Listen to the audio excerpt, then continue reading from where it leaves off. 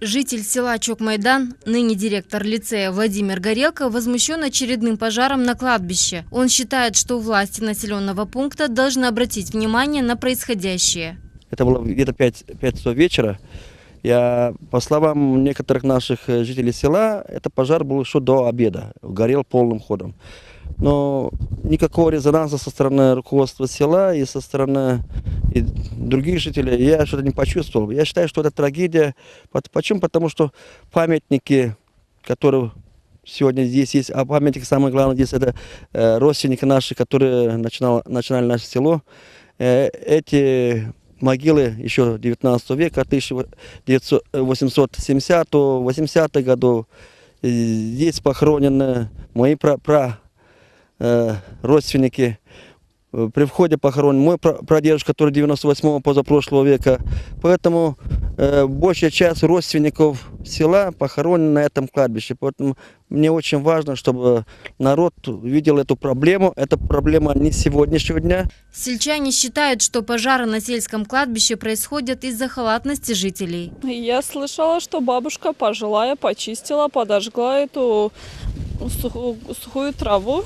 И схватила все везде там сухая трава была и подожглось. Дальше. За собой убирать и не сжигать мусор на кладбище, а выносить его. У нас есть мусорные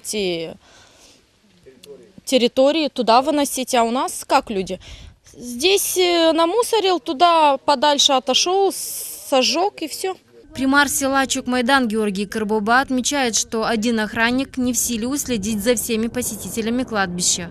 Люди постоянно, по мере своих возможностей и сил, идут очищать кладбища своих родных и близких. И когда очищают, стараются на месте, чтобы не выбрасывать за территорию мусор, сжигают стерню.